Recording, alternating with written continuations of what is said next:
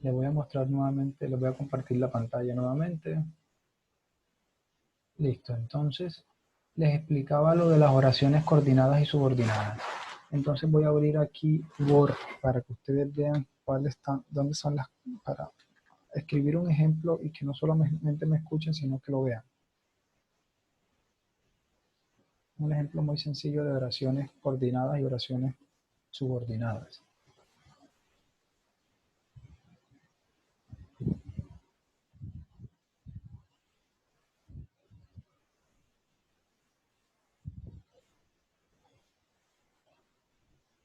Listo, entonces les explicaba que las oraciones coordinadas son las que enlazan dos ideas, dos oraciones, dos ideas en una sola. Entonces, por ejemplo, en la pantalla ustedes van a ver, voy a escribir aquí una oración coordinada que es: Juan tiene una casa con 10 baños y 10 habitaciones. Punto. Entonces, nuestra oración comenzó: Juan tiene una casa con 10 baños y 10 habitaciones. Ahí hay una oración coordinada. ¿Por qué? Porque tiene este conector lógico que es el y. Entonces me está uniendo dos ideas: 10 habitaciones y 10 baños. Cuando son Pro, subordinadas, profe, una pregunta, solo I, ese conector es solamente el único que se ve en las oraciones coordinadas. no, hay muchísimos más, hay muchísimos más. Ah, ok. Y ahorita les voy a mostrar otros, pero esto es un ejemplo. Ok, ok. Entonces, este es el ejemplo de una oración coordinada. La subordinada es la que viene siguiente. Por lo tanto, coma, la casa de Juan debe ser exageradamente inmensa. Punto. Esta es una conjunción subordinada. Entonces, por lo tanto, valga la redundancia, por lo tanto, esta oración de que la casa de Juan debe ser exageradamente inmensa es una oración subordinada. ¿Por qué? Porque esta conjunción, por lo tanto, se deriva o está subordinada por la anterior frase de que Juan tiene una casa con 10 baños y 10 habitaciones. Si yo elimino de que Juan tiene una casa con 10 baños y 10 habitaciones, esta no podría ser una oración subordinada. ¿Por qué? Porque ningún párrafo puede comenzar así. Por lo tanto, la casa de Juan debe ser exageradamente inmensa. O sea, no tiene ni pies ni cabeza el párrafo. ¿Sí me entiendes? Este, por lo tanto, me expresa la consecuencia de algo. ¿Ok? Y aquí la consecuencia de algo es que la casa tiene 10 baños y 10 habitaciones. Y la consecuencia es que yo deduzco que la casa es exageradamente inmensa. ¿Ok? Entonces, en la primera tenemos un ejemplo de oración coordinada y en la segunda, oración subordinada. ¿Ok? ¿Entendieron todos perfectamente ese concepto?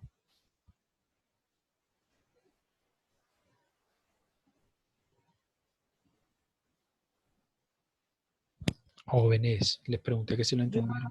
Entre más se demoren, más nos demoramos. yo no, profe, yo no entendí. Fabiana, Fabiana, Sí, mira, sí. Fabiana, mira, hay oraciones que son coordinadas y otras subordinadas. Es decir, esas, eso estamos viendo dentro de las oraciones secundarias, pero hay ideas que son coordinadas y hay ideas subordinadas. ¿La coordinada cuál es? La que adquiere sentido por ella misma. ¿Sí me escuchas? Sí, la I. No. Esa no es la oración, eso es un conector, pero no te bases en eso. Aló. A veces se escucha entrecortado. Aló. Sí, profe. No te bases en el I. O sea, no es porque tenga I es que va a ser coordinada, no. Esto es un ejemplo de una oración, de que Juan tiene una casa con 10 baños y 10 habitaciones. Punto. Ya. ¿Por qué es coordinada? Porque tiene sentido por sí sola. No necesita de la siguiente. Es decir, no necesita de esta. ¿Sí ves la pantalla? Sí, sí, profe. Entonces, Juan tiene una casa con 10 baños y 10 habitaciones. Si yo le quito la anterior, no pasa nada. Y si se la pongo, pues mucho mejor. Pero si se la quito, no pasa nada. ¿Sí ves? Entonces, las oraciones coordinadas son las que adquieren sentido por sí mismas. Las subordinadas son las que están subordinadas, es decir, que tienen efecto dependiendo de la oración anterior. Entonces, ¿cómo tiene efecto? Por ejemplo, ¿cómo es ay, no puede ser. Aquí. Tengo problemas con los controles de...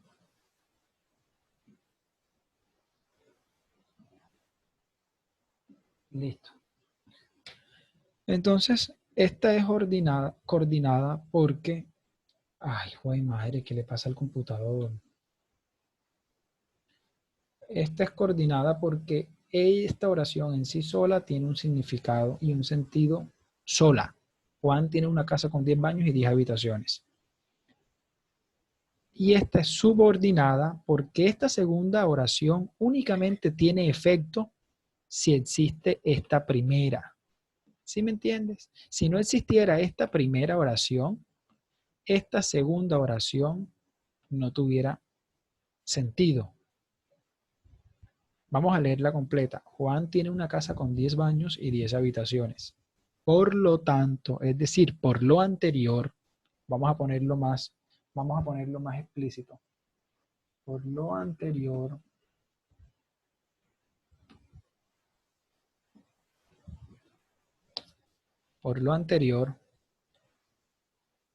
la casa de Juan debe ser exageradamente inmensa. ¿Listo?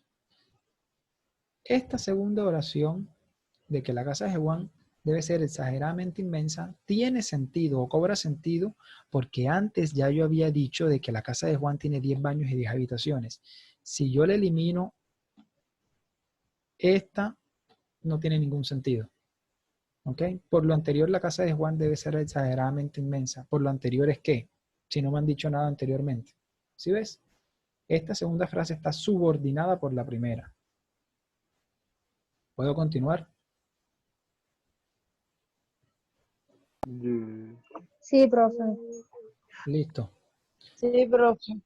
Ok. Nuevamente nos remitimos a la misma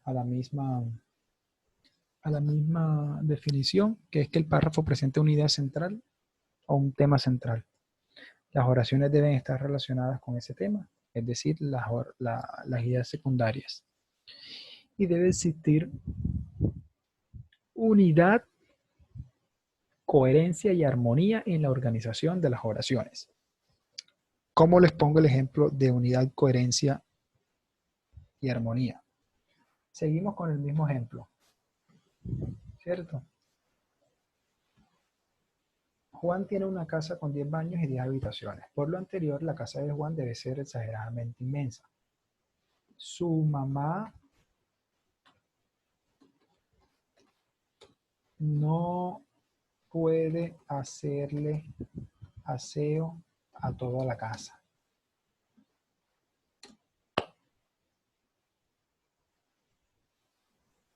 Él no le ayuda porque dice estar muy ocupado con su trabajo.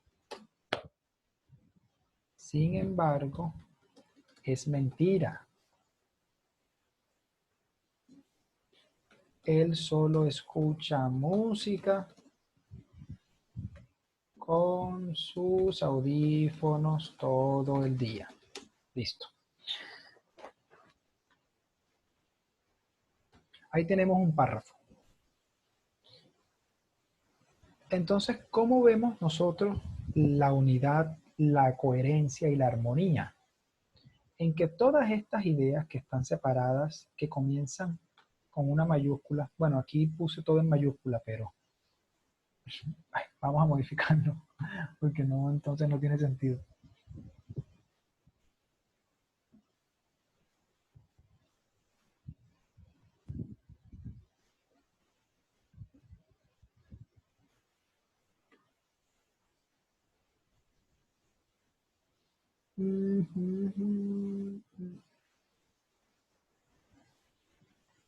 No recuerdo cómo poner esto. Ya, aquí está. Listo, entonces vamos a ubicar bien las mayúsculas.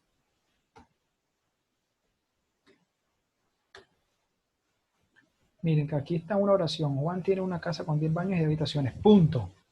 Comienzo la segunda oración con una mayúscula. Por lo anterior, la casa de Juan, como es nombre propio, lleva mayúsculas, debe ser exageradamente inmensa. Punto. Esa es otra idea. Comienza otra idea. Su mamá no puede hacerle aseo a toda la casa. Punto. Terminé una idea. Comienzo la otra. Él no le ayuda porque dice estar muy ocupado con su trabajo. Punto. Terminé la idea. Comenzó otra en mayúscula. Sin embargo, es mentira. Punto. Terminé otra idea. Sigo con otra idea y la pongo en mayúscula. Él solo escucha música con sus audífonos todo el día. ¿Ok? Entonces, ¿cómo nosotros evidenciamos aquí la coherencia y la unidad en el párrafo? En que estamos hablando de que hay una casa que es grande, que tiene 10 baños, 10 habitaciones, de que la mamá no puede hacerle aseo a toda la casa porque es muy grande, y de que Juan no le ayuda porque dice que está en el trabajo y es mentira porque él solo escucha música todo el día. ¿Dónde se ve la unidad? De que estamos hablando del mismo tema.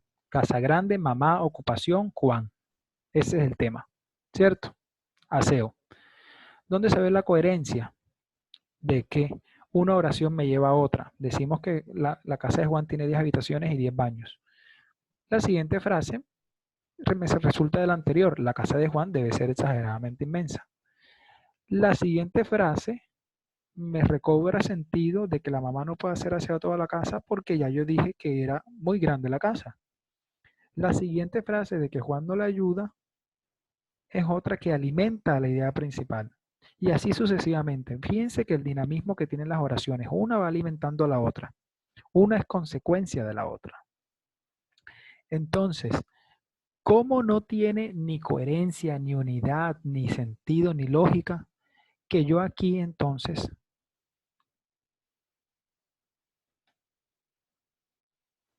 ponga, sin embargo, es mentira. María tiene ojos muy lindos. Ya, aquí nos tiramos el párrafo enseguida con respecto a su unidad, a su coherencia y a su lógica, a la armonía. ¿Por qué? Porque si venimos hablando de que Juan, de que la casa de Juan, de que la mamá no le puede hacer aseo a la casa y de que él dice estar ocupado y que es mentira, no podemos salir con otro tema donde dice María tiene ojos muy bonitos. Primero porque no sabemos quién es María y no sabemos por qué estamos diciendo que María tiene ojos bonitos. O sea, son dos temas diferentes. ¿Ok?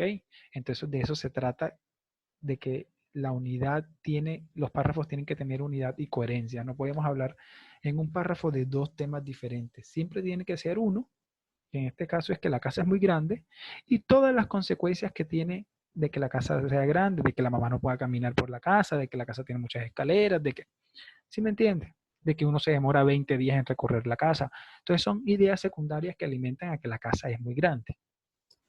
¿Sí me entendieron?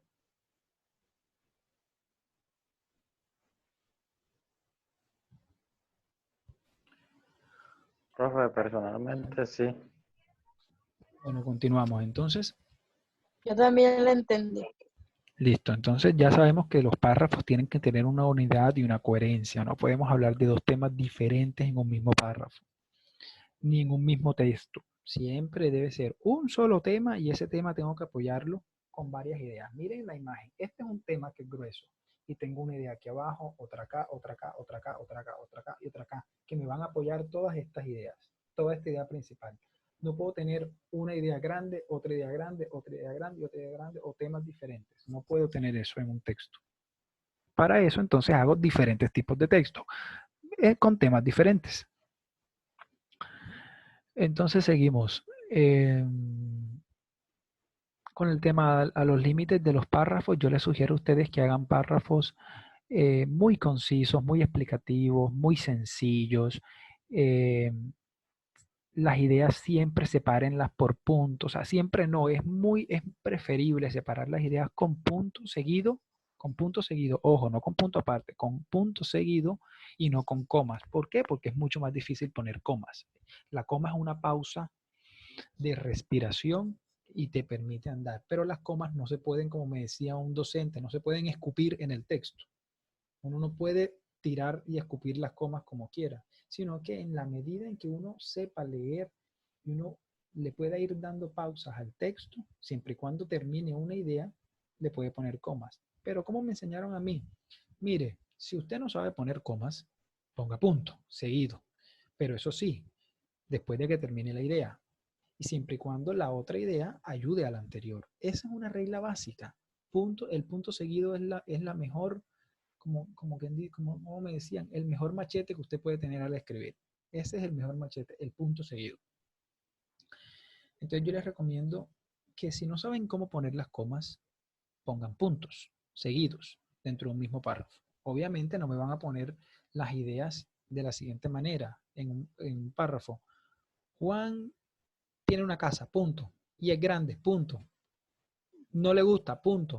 No, no se trata de eso, sino de que cuando armemos una idea, la terminemos, punto.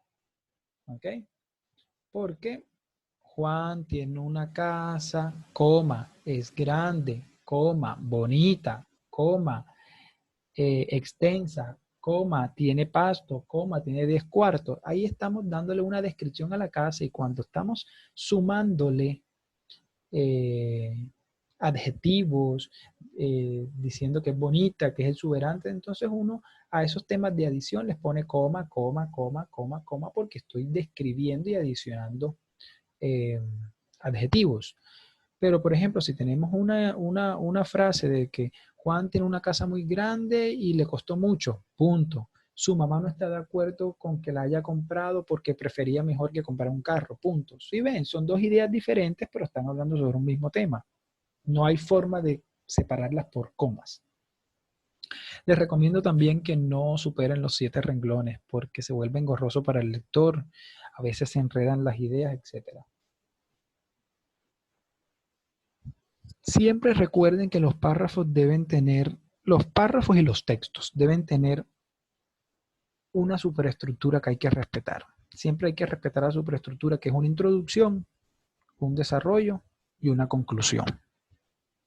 Entonces, tengo que introducir el tema, tengo que decir cuál es el tema de que voy a hablar, pero no tengo que decirlo, voy a hablar de lo siguiente. No, yo expongo mi tema y intrínsecamente ya el lector sabe de que se va a hablar sobre ese tema. Tengo que desarrollar ese tema. ¿Y cómo se desarrolla ese tema? Con ideas secundarias.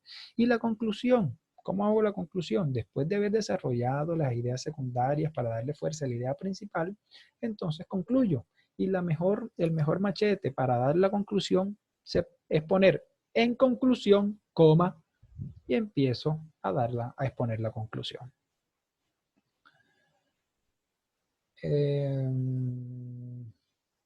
Aquí alguien me preguntaba que si el y era la única conjunción para saber si una oración es coordinada o subordinada, y la respuesta es no.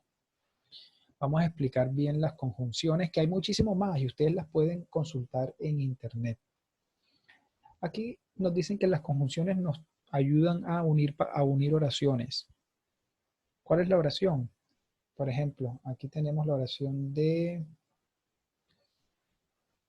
que Juan tiene una casa con 10 baños y 10 habitaciones. Punto. ¿Cuál es la conjunción? Me ayuda y. Me ayudó a unir 10 baños con 10 habitaciones. ¿Ok? Esa es la ayuda que me da la conjunción. Como ya lo había mencionado, ayudan a unir oraciones. Se emplean para enlazar oraciones simples, como la que ya mencionaba, la que vimos en el ejemplo, haciendo que la oración compuesta adquiera un sentido completo. Entonces, ¿cuál es la oración compuesta? Esta es una oración simple, de que Juan tiene una casa con 10 baños y 10 habitaciones. Y la conecté con el i. Y la oración completa es toda esta. Por lo anterior, aquí tengo otra conjunción de adición en el por lo anterior, la casa de Juan debe ser exageradamente grande, inmensa. Ya, aquí hay una oración completa. Compuesta, perdón. Las conjunciones no tienen género, no son ni mujeres, ni hombres, nada. No son, el i no es ni femenino ni masculino, el por lo tanto no es femenino ni masculino, entonces se pueden utilizar indistintamente del género. Por lo tanto, son palabras invariables, no le varía el significado si estamos hablando de niñas o de niños, varones, o de mujeres u hombres, o de mascotas, o de perros, o de casas, o de objetos, no varía el significado. Entonces, bueno, aquí hay un ejemplo. Para unir palabras, María y Sofía son amigas de la infancia. Aquí me sirvió la conjunción y para unir las palabras y una oración simple. Para unir palabras, perdón. Y para unir oraciones simples, aquí hay otra. Juan me dijo que podía venir hoy a la fiesta. Ese es un ejemplo. Primera oración, Juan me dijo que algo le dijo.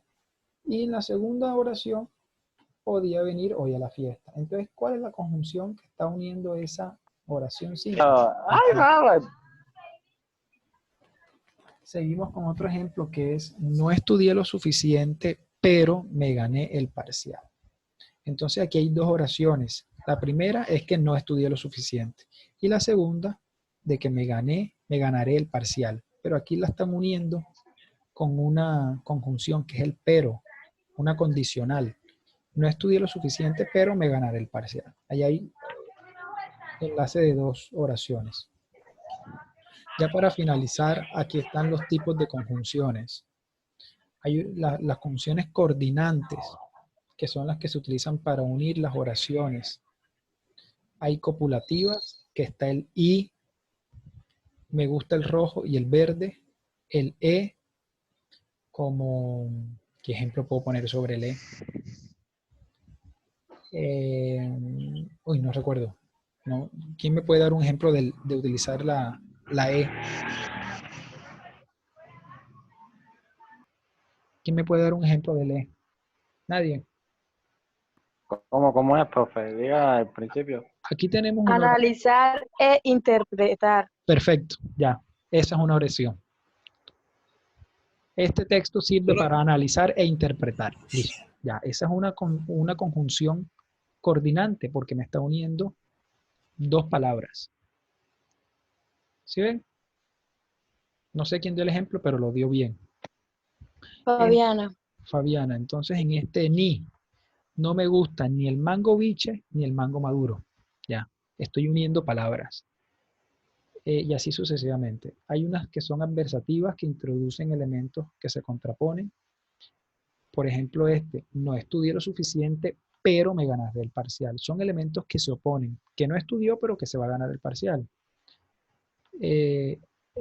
Aunque el si no, no me gustan los carros azules, sino que me gustan los verdes. ¿Sí ven? Entonces ahí hay varios tipos de conjunciones. Estaba explicando las coordinantes, que son las que unen las palabras. Hay unas disyuntivas que indican la elección de dos o más opciones. O, o sea, perdón, sea, bien, etcétera. Hay unas distributivas que introducen alternancia, ya, cerca, lejos, aquel, aquella. Y las subordinantes, que son las más mayor en cantidad, las subordinantes se utilizan para unir oraciones de distinta categoría, o sea, de distinta categoría sintáctica. Y de unir esas oraciones que son subordinadas a la oración principal, como el ejemplo que ya les había dado. Miren que aquí tenemos un por lo anterior. La casa de Juan es exageradamente inmensa. Entonces, La oración principal es que Juan tiene 10 habitaciones y 10 baños. Y este por lo anterior es una conjunción subordinada porque me va a permitir conectar esta oración secundaria con esta principal. ¿Ok? Entonces ponemos aquí, les muestro aquí cuáles son las subordinantes. Hay unas que son causales, pues, porque, puesto, ya que. Eso es, a mí me gusta el color azul porque desde niño mis papás siempre me compraban muñecos azules. Ya, es una conjunción de causa. Otra de causa es que hubo 100.000 muertos ya que ocurrió un terremoto antes de ayer. Entonces ya utilizamos el ya que. ¿Sí ven?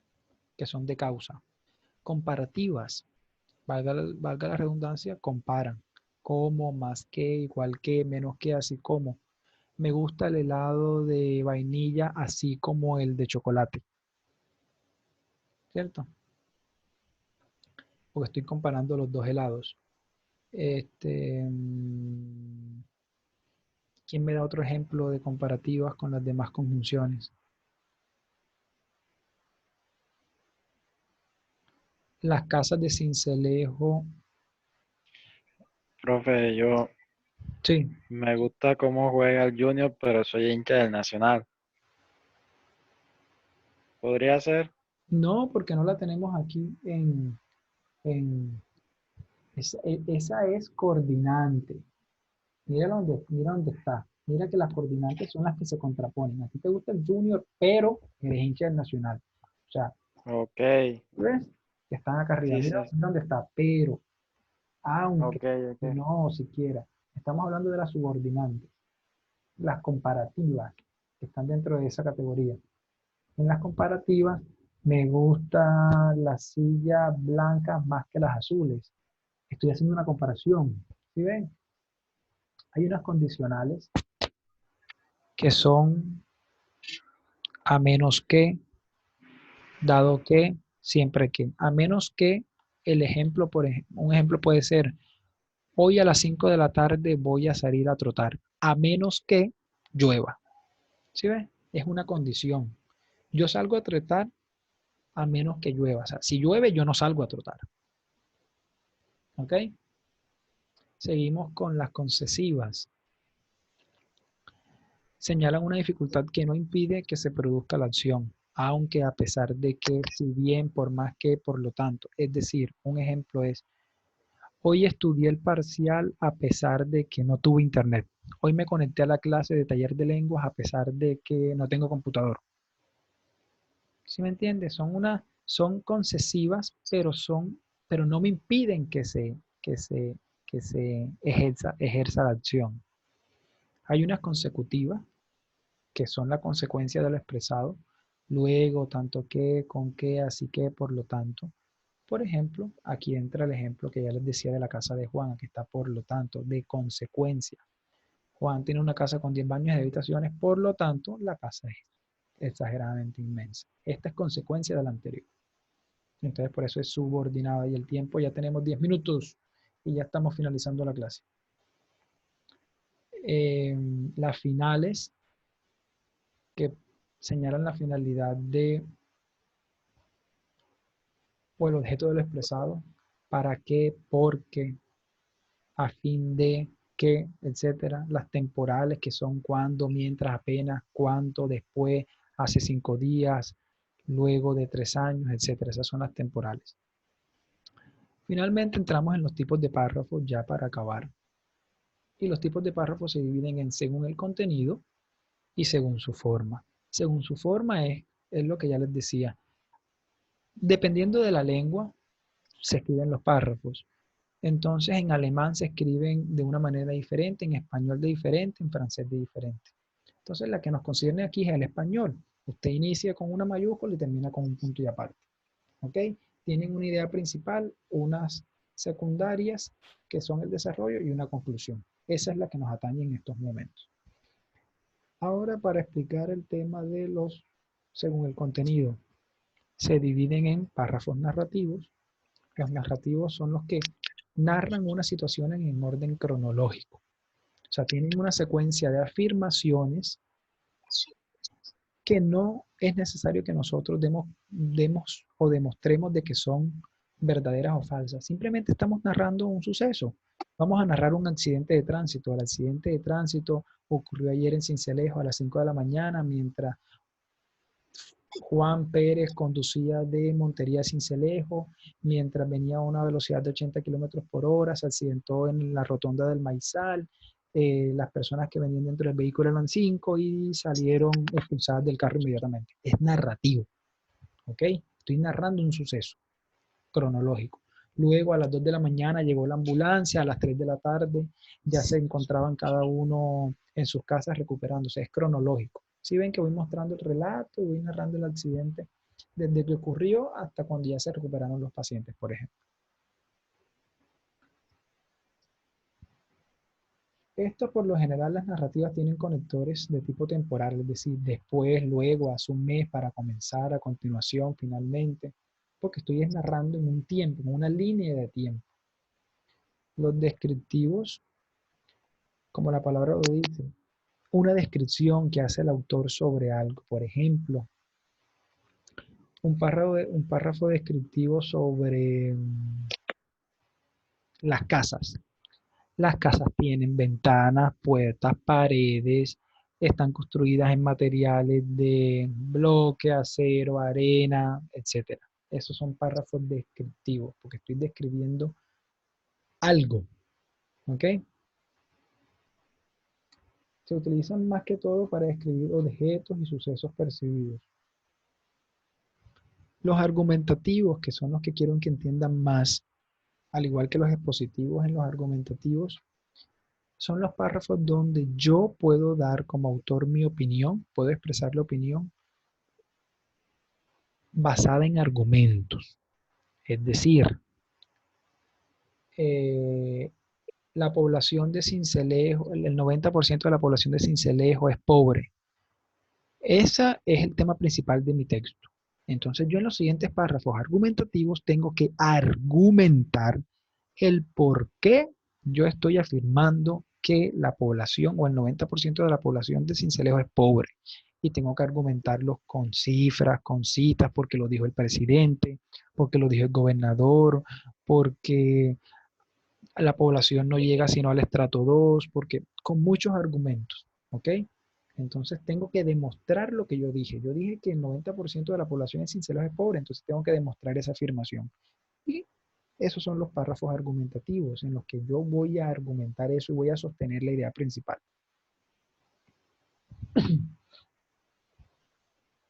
Párrafo expositivo es relacionado con el argumentativo porque es donde yo voy a exponer o explicar el desarrollo más amplio sobre cualquier tema. ¿Ok? Entonces, tienen mucha relación. Expositivo y argumentativo están relacionados. Relativos. Las ideas se presentan de manera relativa, por lo tanto, la interpretación de dicho párrafo es diferente para cada lector. Y a diferencia del párrafo argumentativo... Profe, abre más lento, va muy rápido. Listo. Él es flash.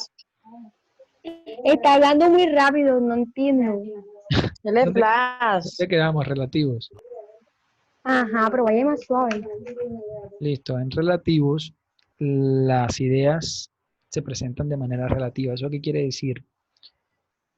Que el párrafo puede tener una interpretación distinta dependiendo de cada lector. Y aquí dice que a diferencia del párrafo argumentativo, el relativo se utiliza frecuentemente en los ensayos científicos. Pues en esos trabajos, lo ideal es generar controversia y o confusión. Entonces, en los ensayos científicos, un ensayo científico sobre demostrar que la vacuna contra el COVID-19, por ejemplo, yo o los científicos van a exponer unos argumentos donde van a decir por qué no se ha encontrado la vacuna, cuáles son los medicamentos que han intentado para encontrar la vacuna, dicen que un medicamento sirve más que el otro, que este sirve más que ya lo probaron en Rusia, que lo probaron en China, pero se demostró que no sirve. Pueden decir que la vacuna se va a demorar 10 años, otros dicen que se demora 2 años. Entonces, fíjense que es un texto con párrafos de información relativa. Yo puedo entender puede tener diferentes significados dependiendo de cada lector.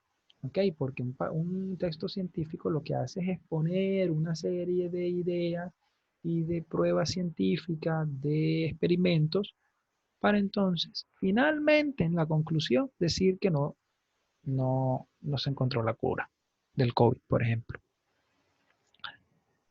Hay párrafos comparativos, es decir, que me dan el espacio para que yo como autor haga una comparación.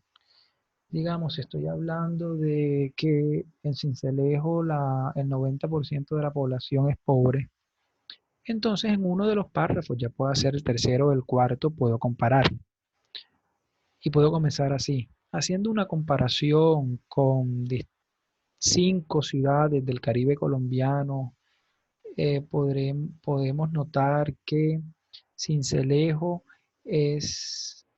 se posiciona en el lugar número 1 en el Caribe colombiano como la más pobre, porque Barranquilla no tiene el 90%, sino que el 50% es pobre. Cartagena tiene el 30%, Valledupar el 5%. Entonces estoy comparando. Entonces ese párrafo no es ni explicativo, ni argumentativo, nada, sino es una comparación que yo estoy haciendo para darle validez a mi tesis principal, que es que Sincelejo tiene el 90% de personas pobres. De enumeración es donde se enumeran las situaciones